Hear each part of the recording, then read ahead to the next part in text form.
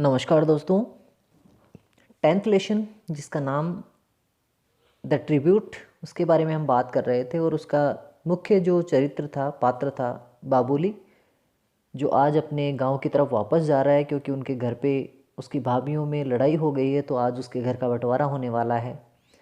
वो बस में बैठकर अपने गांव के लिए आ जाता है और उतर जाता है। तो देखते हैं आगे क्या होने वाला है। द बस स्टॉप, वो जो बस स्टॉप था वो आज सम डिस्टेंस, कुछ दूरी पर था फ्रॉम द विलेज, उसके गांव से बस स्टैंड थोड़ा दूर था। आई हैड फॉलन बिहाइंड, मैं अपने भैया के तेज कदमों के बराबरी नहीं कर पाया और उनसे थोड़ा पीछे रह गया। ही स्टॉप्ड, इस वजह से मेरे भैया रुके। एंड आस्क्ड, और उन्होंने पूछा द सेम ओल्ड क्वेश्चन, वही पुराना सा प्रश्न। ही यूज टू आस्क, जो मुझसे पूछा करते थे। I just could not speak, और मैं क्या नहीं कर पाया, उनकी बात का जवाब नहीं दे पाया। तो भैया तेज गति से चल रहे थे, बाबुली उनका साथ नहीं दे पाया। भैया रुकते हैं और उससे पूछते हैं कि थक गए हो क्या, लेकिन बाबुली कोई जवाब नहीं दे पाया। द पास्ट, पिछला जो समय था, पीछे का जो भूतकाल था, स्प्राउटिंग अप इन मी, वापस मेरे हृदय में अंकुरित हो रहा था, मतलब उसे भूतकाल की यादें आ रही थी। द चाइल्डहुड डेज, वो बचपन के दिन। एंड द डेज नाउ, और आजकल के दिन अपने आप में बिल्कुल अलग थे। Time has coagulated for me, क्योंकि मेरे लिए जो समय है वो एक मोटी परत बन गया है जो मुझे भूतकाल की तरफ जाने नहीं दे रहा है। यह समय मेरे अपने आप के लिए क्या हो गया है, ठहर गया है। आई हैव चेंज्ड, मुझे लगा जैसे मैं पूर्ण रूप से क्या हो गया हूँ, बदल गया हूँ। बट माई एल्डर ब्रदर, लेकिन मेरे बड़े भाई का क्या, मैं तो बदल गया लेकिन मेरे बड़े भाई का क्या। Time could not bring upon, समय नहीं कर पाया हिम उन्हें एनी चेंज, बदलाव। समय ने मेरे भैया के अंदर किसी प्रकार का कोई बदलाव नहीं किया, वो बिल्कुल भी नहीं बदले। एज इन दोज डेज, जैसा कि वो पुराने समय में थे। ही वॉज स्टिल वॉकिंग, वो आज भी चल रहे थे। इन फ्रंट ऑफ मी, मेरे ठीक सामने। कैरिंग माई बैग, मेरे बैग को लेकर, थैले को लेकर। आई फेल्ट सो स्मॉल, और मेरे बड़े भाई के सामने आज मैं अपने आप में बहुत छोटा महसूस कर रहा था। तो भाई, उसका बड़ा भाई बाबुली का बैग लेकर, अटैची लेकर आगे आगे चल रहा है और बाबुली पीछे पीछे निराशा और हताशा के रूप में क्या हो रहा है, पीछे चल रहा है। हेजिटेटिंगली आई सेड, और हिचकिचाते हुए मैंने कहा, ब्रदर, हे भैया, give me that brief case, वो ब्रीफ केस या अटैची मुझे दे दीजिए। लेट मी कैरी इट, मुझे इसे ले चलने दो। फॉर ए वाइल, कुछ समय के लिए। तो बाबुली ने अटैची मांगी कि आप थक जाएंगी, ये अटैची मुझे दे दीजिए। लेकिन उसका भाई कहता है, डोंट यू वरी, अरे तुम चिंता मत करो। ही सेड, बड़े भाई ने कहा, इट्स हैवी, ये भारी है। एंड यू आर टायर्ड, और तुम सफ़र के कारण थक चुके हो। लेट्स क्विकन आवर स्टेप्स, आओ हम तो क्या करते हैं, थोड़ा जल्दी पैर उठाते हैं। You must be feeling hungry, अरे तो तुम्हें तो भूख भी लगी होगी। इट्स टाइम, क्योंकि समय हो गया है। फॉर द इवनिंग मील, शाम के भोजन का। I followed him in silence, में चुपचाप अपने बड़े भाई के पीछे पीछे चलता रहा। तो बड़ा भाई कहता है कि तुम्हें परेशान होने की ज़रूरत नहीं है, ये भारी है और तुम थके हुए हो, जल्दी चलते हैं, तुम्हें भूख भी लग रही होगी। और बाबुली उस भाई के पीछे पीछे क्या हो जाता है, चुपचाप चला जाता है। वी रीच्ड होम, हम घर पहुंच गए। इट वॉज ऑलरेडी डार्क, पहले से ही अंधेरा हो चुका था। The time for the lighting, अब समय हो गया था जलाने का। ऑफ विक्स, बत्तियों को। Before the sacred Tulsi plant, उस पवित्र तुलसी के पौधे के नीचे। तो पवित्र तुलसी के पौधे के नीचे दिए जलाने का समय हो चुका था, शाम हो चुकी थी। अनलाइक दोज डेज, पिछले के समय के जैसे नहीं। नन ऑफ माई नेफ्यूज, ना ही तो कोई मेरा भतीजा। रस्ड टुवर्ड मी, ना ही तो मेरी तरफ दौड़ कर आया। हाउलिंग, ये चिल्लाते हुए। हियर्स अंकल, क्या आ गए हैं चाचा। तो पहले जब वो जाता था तो जो भतीजे थे वो ये चिल्लाते हुए आते थे कि चाचा आ गए, चाचा आ गए, लेकिन आज ऐसा नहीं हुआ। माई सिस्टर इन लॉ, और मेरी जो भाभी थी, डिड नॉट रन, वो भी नहीं दौड़ी फ्रॉम द किचन, उस रसोई में से, टू रिसीव मी, मेरा स्वागत करने के लिए। भाभी ने भी उसका कोई आदर सत्कार नहीं किया। I was all quiet and काम, वो बिल्कुल चुप था और बिल्कुल शांत अवस्था में वहाँ रहा था। ओनली माई मदर केम, केवल मेरी माँ आई। एंड स्टूड नियर मी, और मेरे पास आकर खड़ी हो गई। बाबुली के पास में कोई नहीं आया, केवल उसकी माँ उसके पास में आई और उसके पास में खड़ी हो गई। द सेकंड ब्रदर, दूसरा जो मेरा भाई था, दूसरे नंबर का, एंड हिज वाइफ, और उसकी जो पत्नी थी, were nowhere to be seen, वो हमें कहीं नज़र नहीं आ रहे थे। तो उसके दूसरे नंबर की जो भाभी थी बाबुली को वो नज़र नहीं आई। इन द एंटायर हाउस, पूरे घर में, there was an air of unusualness, वहाँ पे एक बिल्कुल असामान्य सा वातावरण छाया हुआ था, हवा छाई हुई थी। Rather the stillness of the graveyard, जैसे कि क्या हो, एक तरह की कब्रिस्तान की निर्जीवता हो। तो वो जो घर था उसका जो खुशी थी, जो उल्लास था, वो ख़त्म हो गया था। और वहाँ पे जिस प्रकार से कब्रिस्तान में सन्नाटा छाया रहता है, उस घर में वैसा ही सन्नाटा छाया हुआ था। एज द हाउस, क्योंकि जो घर था, वाज प्रिपेयरिंग, अपने आप में तैयार हो रहा था, फॉर इट्स अल्टीमेट कोलैप्स, एक अंतिम रूप से अपने विध्वंस को देखने के लिए, क्योंकि आज घर का बंटवारा होने वाला था और ये उस घर के लिए अपने आप में क्या है, एक विध्वंस है। आई ट्राइड, मैंने कोशिश की, टू बी नॉर्मल, बहुत ही सामान्य व्यवहार करने की, विद एवरीवन, प्रत्येक व्यक्ति के साथ। बट लेकिन देयर वाज दैट एबोमिनेबल लल, लेकिन वहाँ पर वो दुखद शांति थी, ऑल अराउंड, चारों तरफ छाई हुई। बाबुली को वहाँ पे शांति तो महसूस होती है, लेकिन वो जो शांति है वो उसे क्या करती है, दुख देती है।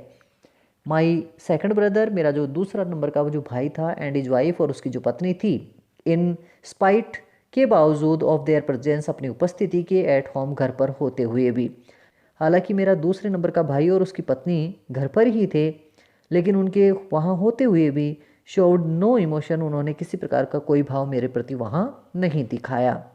देवर ऑल सेट, वो तो बिल्कुल दृढ़ हो चुके थे फॉर पार्टीशन की, जल्दी से जल्दी बंटवारा किया जाए। And they cared for nothing else, और उन्हें दूसरे किसी भी चीज़ की कोई चिंता नहीं थी। तो दूसरे नंबर का जो भाई था, उसकी पत्नी को केवल बंटवारा चाहिए था, उन्हें कोई मतलब दूसरी चीज़ से नहीं था। I could not sleep that night, Babuli को उस रात बिल्कुल भी नींद नहीं आई। एंड द फॉलोइंग मॉर्निंग, और अगली सुबह पास्ड, वो बीत गई, क्वाइट अनइवेंटफुली, बिना कोई घटना हुए। दूसरे दिन जब वो जगा तो सुबह सुबह का जो मौसम था उसमें कोई घटना ऐसी उसे दिखाई नहीं दी जिसका वो यहाँ क्या कर सके, आपके सामने वर्णन कर सके। इट वॉज मिड डे, ये मध्य दिन की बात है, दोपहर की बात है। 7 और 8 पीपल, लगभग 7 और 8 व्यक्ति, had gathered in our courtyard, हमारे घर के आंगन में आ गए, टू सुपरवाइज द डिवीजन, उस बंटवारे का निरीक्षण करने के लिए। तो गांव के 5-7 लोग आ गए, 7-8 लोग, ये निरीक्षण करने के लिए कि किस प्रकार से वहाँ पर बंटवारा होगा। वी 3 ब्रदर्स वर प्रेजेंट, हम तीनों ही भाई वहाँ पर उपस्थित थे। Mother was not to be seen, माँ वहाँ पे दिखाई नहीं दे रही थी, एनीवेयर, कहीं पर भी, इन द विसिनिटी, उस क्षेत्र में, और उस आस पड़ोस के इलाके में माँ कहीं क्या नहीं हो रही थी, नज़र नहीं आ रही थी, क्योंकि वो चाहती थी कि वो उस घर का बंटवारा अपनी आंखों से न देखे। वी वर वेटिंग, हम इंतज़ार कर रहे थे, फॉर द फाइनल सेपरेशन, अपने अंतिम अलगाव के लिए। एज इफ, जैसे कि, रेडी टू स्लाइस आउट, जैसे कि हम काट लेना चाहते हैं, ऑफ द फ्लैश, उस मांस को, ऑफ द डोमेस्टिक बॉडी, उस घरेलू घर रूपी शरीर के। हम ऐसा इंतज़ार कर रहे थे जैसे किसी मांस के टुकड़े को काट लिया जाता है किसी शरीर से, तो हम घर के भी ऐसे ही टुकड़े कर रहे थे।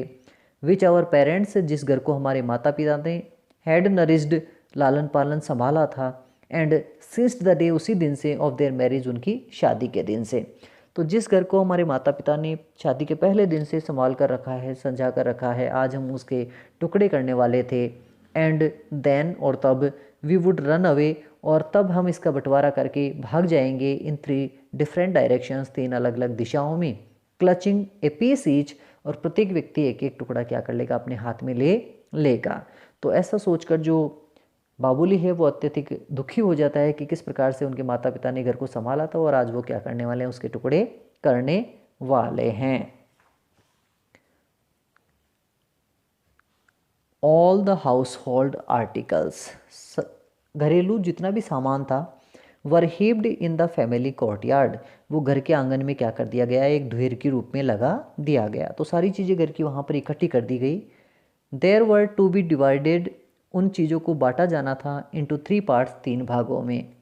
ऑल द स्मॉल थिंग्स, सारी की सारी छोटी छोटी चीज़ें, ऑफ द हाउस, उस घर की, ऑलमोस्ट एवरीथिंग, प्रत्येक वो चीज़, मूवेबल, जिसे हिलाकर रखा जा सकता था, उठाया जा सकता था, स्टार्टिंग फ्रॉम द लेडल्स, उन चम्मचों से लेकर, made out of coconut shells, जो कि किसी नारियल के खोल से बनाई गई थी, and bamboo to the little box, और साथ में उस बांस से बने हुए छोटे से बक्से से लेकर where father used to keep his betels, जहाँ पर पिताजी अपना पान रखा करते थे।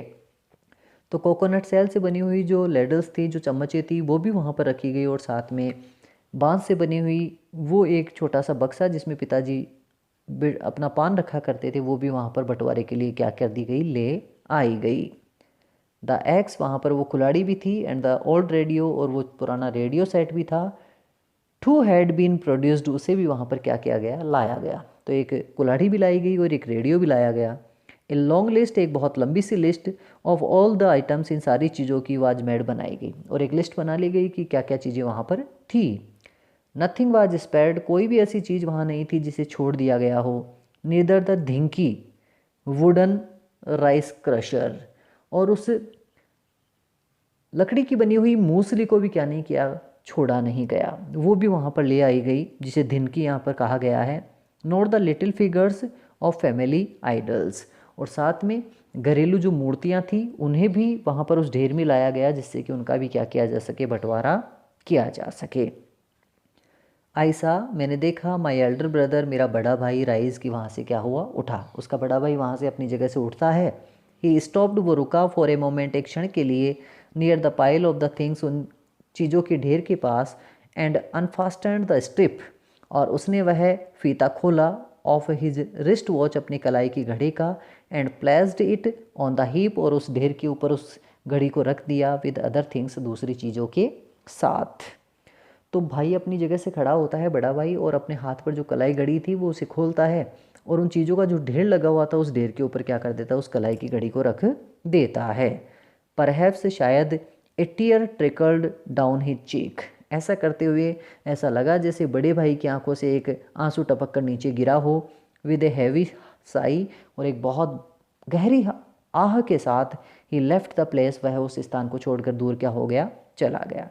तो भाई ऐसा कर बड़ा भाई ऐसा करते हुए बहुत दुखी होता है, और आह भरते हुए वहाँ से दुखी होकर रोते हुए क्या हो जाता है, चला जाता है। आई हैड ऑफन हर्ड, मैंने कई बार यह सुना था, हिम से, बड़े भाई को ऐसा कहते हुए, that father had brought him, कि पिताजी उसके लिए लेकर आए थे, दैट रिस्ट वॉच, वह कलाई घड़ी, when he was in the 11th class, जब वो 11वीं कक्षा में पढ़ता था। तो वो जो घड़ी थी वो उसके बाबूले के पिताजी लेकर आए थे उस बड़े भाई के लिए, जब बड़ा भाई 11वीं कक्षा में पढ़ता था। बट आई आल्सो रिमेंबर, लेकिन मुझे यह भी याद है, वेरी वेल, बहुत अच्छी तरह से, इन माई एम ए फाइनल ईयर, कि जब मैं एम ए के फाइनल ईयर में था, ही हैड मॉडगेग्ड दैट वॉच, मेरे बड़े भाई ने उस घड़ी को गिरवी रख दिया था, टू सेंड मी मनी, जिससे कि वो मेरे पास पैसे भेज सके, टू गो टू दिल्ली, कि मैं दिल्ली जा सकूँ, फॉर एन इंटरव्यू, किसके लिए, एक साक्षात्कार के लिए। तो बड़े भाई ने क्या किया कि उस घड़ी को, जो कि उसके पिता ने उसे दी थी, उसे गिरवी रखा, जिससे कि बाबूली दिल्ली जाकर अपने एमए फाइनल के बाद में क्या कर सके, किसी नौकरी के लिए क्या कर सके, इंटरव्यू दे सके, या साक्षात्कार के लिए वहाँ उपस्थित हो सके। ही हैड सेंट मी, और उसने मुझे भेजा था, ए अमाउंट ऑफ 150 रुपीज़, लगभग 150 रुपये। आई रिमेंबर क्लियरली, मुझे अच्छी तरह से ये क्या है, याद है। और बड़े भाई ने बाबूली के लिए 150 रुपये भेजे थे, जिससे कि वो क्या कर सके, इंटरव्यू के लिए जा सके। नो वन नोज, किसी को पता नहीं था, वेदर द रिस्ट वॉच, की वो जो कलाई घड़ी है, वुड कम बैक, भी वापस आएगी, टू हिम, उसके पास, और नॉट, और नहीं, वो कलाई घड़ी जो उन्होंने गिरवी रख दी थी वो उनके पास वापस आएगी या नहीं आएगी, ये किसी ने चिंता नहीं की थी। हिज एक्शन, उनका जो कार्य था, सीम्ड सिंबॉलिक, वो अपने आप में प्रतीकात्मक लग रहा था, on his snapping all his attachments, और ऐसा लग रहा था जैसे उनका मोह भंग हो गया हो प्रत्येक उस चीज़ से, विद द पास्ट, जो किससे संबंध रखती हो, भूतकाल से। और ऐसा लग रहा था जैसे जब भैया ने वो घड़ी वहाँ रखी, तो जैसे कि भूतकाल की प्रत्येक बात से उनका क्या हो गया हो, मोह भंग हो गया हो, या प्रेम रूपी जो रिश्ता है वो क्या हो गया हो, टूट गया हो। आई वॉज साइलेंट, बाबूली बिल्कुल चुप था। माई एल्डर सिस्टर इन लॉ, मेरी जो बड़ी भाभी थी, was in the court black yard, वो उस घर के पिछवाड़े की तरफ खड़ी थी। माई सेकंड ब्रदर, मेरा जो बड़ा भाई, दूसरे नंबर का जो बड़ा भाई था, वाज ऑफन विस्परिंग, वो अक्सर कानाफूसी कर रहा था, थिंग्स, चीज, बातों को, इनटू हिज वाइफ्स ईयर, अपनी पत्नी के कानों के पास जाकर। And was there taking his place with us, और बाद में आता और हमारे पास में क्या हो जाता, बैठ जाता। तो दूसरे नंबर का जो भाई था वो अपनी पत्नी के पास जाता और कुछ कानाफूसी करता, वहाँ जाकर फिर बातें करके वापस हमारे पास में क्या हो जाता, आकर बैठ जाता। इट वॉज लाइक, ये घटना ऐसी थी, द ब्यूचर्स नाइफ, जैसे कि कसाई का जो चाकू है, गोइंग टू द स्टोन, जैसे पत्थर के पास जाता हो, टू शार्पन इटसेल्फ, अपने आप को क्या करने के लिए, तेज करने के लिए, धार लगाने के लिए। द एल्डर ब्रदर, जबकि मेरा जो सबसे बड़ा भाई था, वाज काम एंड कॉम्पोज्ड, वो आज भी बिल्कुल स्पष्ट था, स्थिर था और बिल्कुल शांत था। उसमें किसी प्रकार का भाव प्रवाह क्या नहीं हो रहा था, नज़र नहीं आ रहा था। लाइक ए परफेक्ट जेंटलमैन, एक बहुत ही सभ्य सज्जन पुरुष के जैसे, ही वॉज लुकिंग, वो देख रहा था, एट द प्रोसीडिंग्स, उन घटनाक्रम को, डिस्पेसेंटली, बिना किसी विशेष भाव से या तटस्थता से, एग्जैक्टली, ठीक उसी प्रकार से, ही हैड डन, जैसा उन्होंने किया था, ऑन द डे, उस दिन, of the sacred thread ceremony, जब जनेऊ संस्कार किया गया था, ऑफ हिज सन, उसके बेटे का, and on the day of my marriage, और साथ में उस दिन जब उन्होंने क्या की थी, मेरी शादी की थी। तो उसका जो सबसे बड़ा भाई था वो आज बिल्कुल शांत है और स्थिर है। ये उसी के समान, उसी दिन जैसा था जब उस बड़े भाई के बेटे का जनेऊ संस्कार था और साथ में बाबूली की शादी थी। उस दिन भी उसके बड़ा भाई बिल्कुल शांत था और स्थिर था, उसमें किसी प्रकार का कोई विचलन क्या नहीं हो रहा था, नज़र नहीं आ रहा था। इट वॉज द सेम प्रीऑक्यूपाइड, ये ठीक पहले से वैसे ही व्यस्त, और साथ में ग्रेव मैनर, वैसा ही क्या था, गंभीर तरीका। उसका जो भाई था वैसा ही व्यस्त लग रहा था और साथ में उतना ही गंभीर नज़र आ रहा था। Attending sincerely to his duties, और बहुत ही निष्ठा के साथ अपने कर्तव्य का क्या कर रहा था, पालन कर रहा था। तो बड़े भाई को कहा गया है कि बड़ा भाई अपने कर्तव्य से बिल्कुल भी क्या नहीं हुआ है, अपने रास्ते से हटा नहीं है।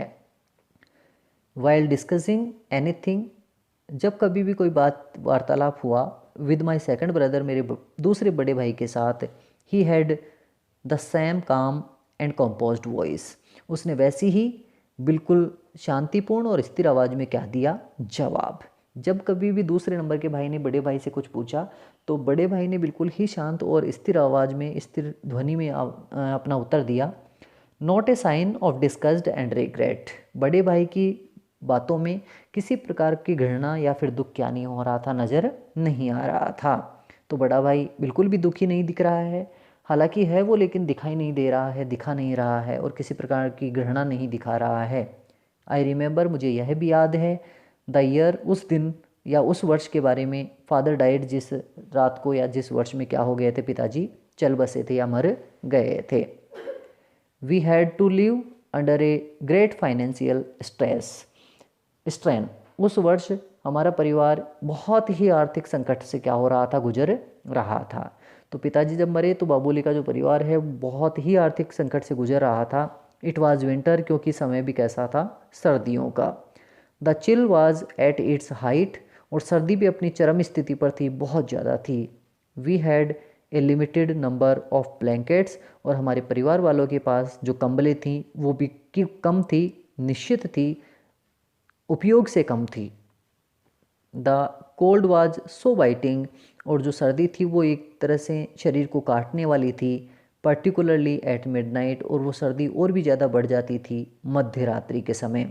That one blanket was not enough for one, इतनी सर्दी होती थी कि कोई व्यक्ति एक ब्लैंकेट में, एक कंबल में क्या नहीं कर सकता था, अपनी सर्दी को नहीं रोक सकता था। तो ये उस वर्ष की बात है जब पिताजी चल बसे थे और सर्दी अपने चरम पर थी।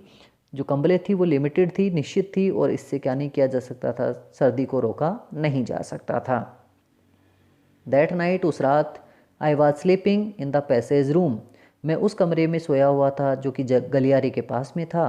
When I woke up in the morning, और जब बाबूली दूसरी सुबह जब उठता है, आई फाउंड, मैंने देखा, my elder brothers blanket on me, कि वो कंबल जो मेरे बड़े भैया ओढ़ते थे वो आज मेरे ऊपर पड़ी थी, एडिड टू माइन, और वो कंबल मेरी कंबल के ऊपर ढकी हुई थी। तो एक दिन की बात है कि बाबूली जब सो रहा था तो सुबह जब उसने देखा कि वो कंबल जो उसके बड़े भैया ओढ़ते थे आज बाबुली के ऊपर क्या है, वो उड़ाई हुई है। मतलब उसके बड़े भाई ने क्या कर दिया है, अपनी कंबल बाबुली को क्या कर दिया, उड़ा दी है। अर्ली एट द डॉन, सूर्योदय के समय जल्दी he had left for the fields, बड़े भैया खेतों में चले गए थे। Without A blanket on his shoulders, बिना अपने कंधे पर क्या लिए, कंबल। तो इतनी सर्दी में भी अपने छोटे भाई के लिए उसने अपनी कंबल दे दी है, और बिना कंबल के वो कहाँ चला गया, खेतों में।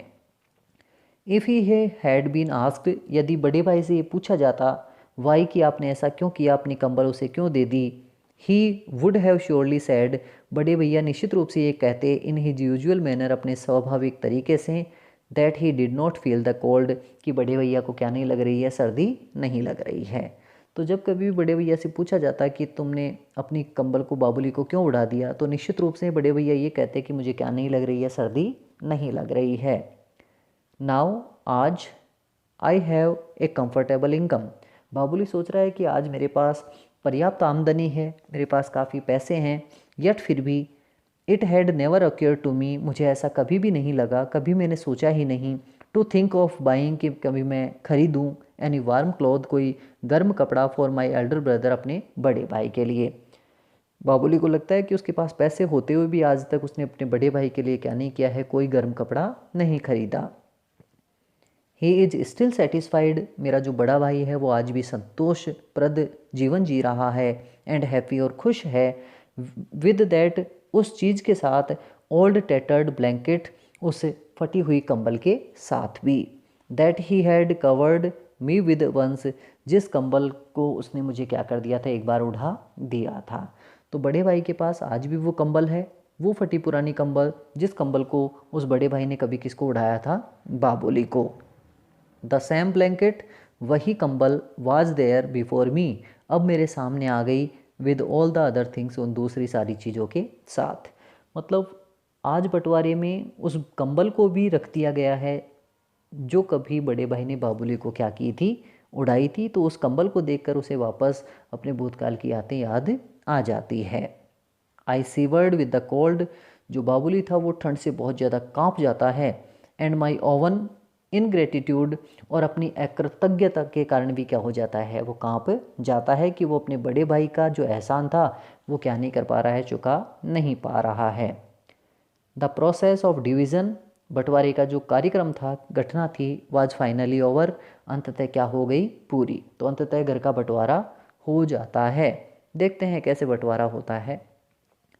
वॉट एवर, जो कुछ भी, द सेकंड ब्रदर डिमांडेड, दूसरे भाई ने मांगा, माई एल्डर ब्रदर, मेरा जो बड़ा भाई था, एग्रीड टू इट, उसने उस बात को स्वीकार कर लिया, विद ए स्माइल, एक मुस्कुराहट के साथ। दूसरे नंबर के भाई ने जो भी कुछ भी मांगा, बड़े भाई ने वो सारी चीज़ें मुस्कुराते हुए दूसरे नंबर के भाई को दे दी। माई सेकंड ब्रदर, मेरे दूसरे भाई ने, प्रोपोज टू बाई, उसने यह सुझाव दिया, एक प्रस्ताव दिया कि वो खरीद लेगा, द शेयर ऑफ लैंड, उस ज़मीन के टुकड़े को, that was given to me, जो मुझे दिया गया था, एंड ऑफर्ड 18,000 रुपीज़, और उसने कहा कि मैं 18,000 रुपये दे दूंगा, एज द प्राइस, क्या करके, उस ज़मीन की कीमत के रूप में। तो जो ज़मीन बाबुली के हिस्से में आने वाली थी, उसके दूसरे भाई ने ये कहा कि हे बाबुली, यदि तुम वो ज़मीन न रखना चाहो तो मुझे 18,000 रुपये में क्या कर सकते हो, तुम अपनी ज़मीन बेच सकते हो। इन द इवनिंग, शाम के समय, माई एल्डर ब्रदर टुक मी, मेरा बड़ा भाई मुझे ले गया, अलोंग विद हिम, अपने साथ, to show me the paddy fields, वो धान के खेत दिखाने के लिए, that were to be mine, जो अब मेरे होने वाले थे। तो बाबुली को वो ले जाता है वो सारे खेत दिखाने के लिए जो उस बाबुली के हिस्से में आए थे। आई क्वाइटली फॉलोड हिम, मैं चुपचाप अपने बड़े भाई के पीछे पीछे चल पड़ा। I moved from boundary to boundary, मैं उस खेत की परिधि के पास में दौड़ता गया, एक जगह से दूसरी जगह गया। एवरीवेयर, और प्रत्येक जगह उस खेत में, I could feel the imprints of his feet, मुझे पता चला कि उस खेत में हर जगह मेरे बड़े भाई के पैरों की छाप है। हिज पाम, उसके हथेली की छाप है, एंड हिज फिंगर्स, और साथ में उसके अंगुलियों की क्या है, छाप। इसका तात्पर्य यह है कि उसका बड़ा भाई ही था जो उस खेत में निरंतर रूप से अपनी मेहनत किए जा रहा था, अपना कर्तव्य निभा रहा था, क्योंकि वहाँ पर उसके पैरों की, हाथों की और अंगुलियों की क्या थी, छाप, उसे बाबुली को क्या होती है, नज़र आती है।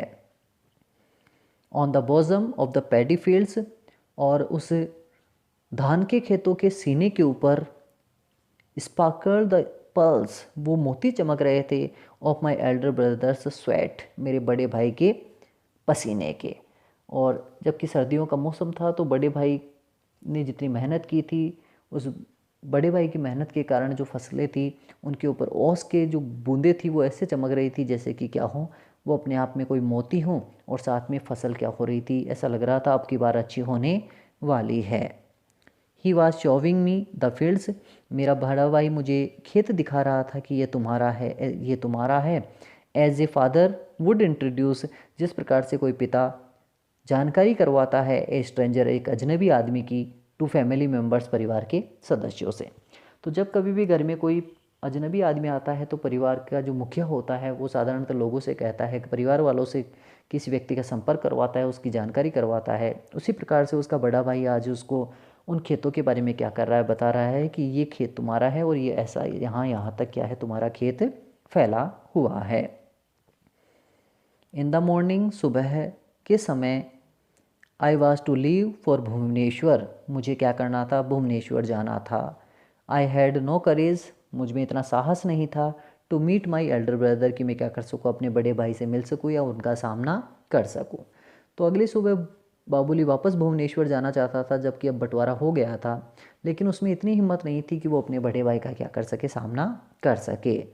Before living for the bus stop, इसलिए बस स्टॉप की तरफ निकलने से पहले, आई हैड हैंडेड ओवर, मैंने हाथ में दे दिया था, द सैम स्लिप, वही मुख्य पर्ची ऑफ पेपर, कागज़ की, to my elder sister in law, मेरी बड़ी भाभी को, विच हैड द डिटेल्स, जिसमें सारी जानकारी लिखी हुई थी, अबाउट माई शेयर, कि मेरे हिस्से में क्या क्या आया है। बाबुली जब बस स्टैंड की तरफ निकल रहा था तो उससे पहले उस बाबुली ने वो पर्ची जो कि इस बारे में थी कि उसके हाथ या उसके हिस्से में क्या क्या आया है, वो सारी चीज़ें जिस पर्ची में लिखी हुई थी वो पर्ची बाबुली अपनी बड़ी भाभी के हाथ में क्या कर देता है, दे देता है। Writing on the blank side of that slip, और उस स्लिप के, उस कागज़ के टुकड़े के खाली स्थान की तरफ बाबुली ये लिखता है, कुछ लिखता है। आई हैड आस्क्ड हर, और मैंने अपनी बड़ी भाभी को कहा, टू डिलीवर इट, कि वो उसे दे दे, टू माई एल्डर ब्रदर, अपने बड़े भाई को।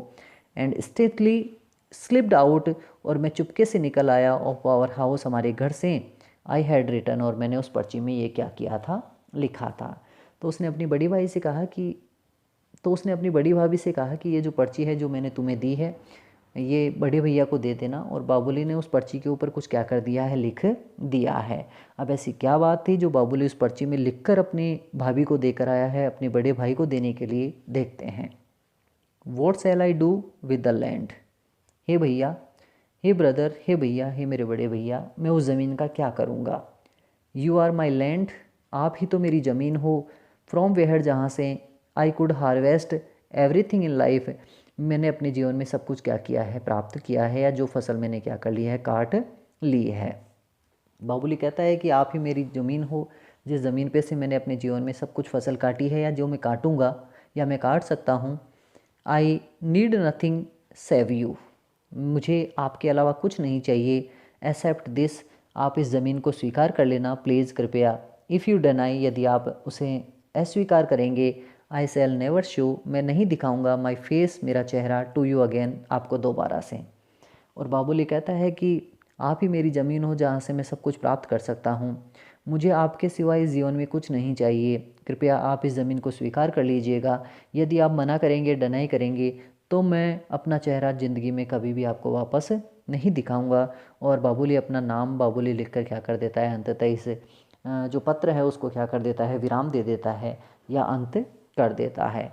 इस प्रकार से बाबुली ने अपने बड़े भाई की परिश्रम का, अपने कर्तव्य का इस रूप में श्रद्धांजलि दी है, एक उपहार दिया है कि उसने अपने हिस्से में आई हुई सारी चीज़ें, वो ज़मीन तक क्या कर दी, अपने बड़े भाई को दे दी, समर्पित कर दी।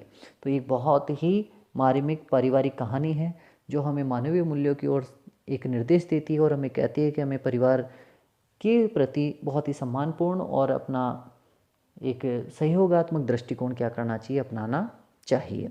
आपके लेखक का जो नाम है वो दास बहनूर है। जिन्होंने बहुत ही अच्छी तरह से आपको ये क्या किया है, लेशन प्रस्तुत किया है। तो ये आपका लेशन था। आशा करते हैं आपको पसंद आया है और समझ में भी आया है। इसका जो फर्स्ट पार्ट है वो हम पढ़ चुके हैं, डिस्क्रिप्शन में जाकर आप उसे देख सकते हैं। फिर मिलते हैं एक नए वीडियो के साथ, नए लेशन के साथ। तब तक के लिए जय हिंद, वंदे मातरम।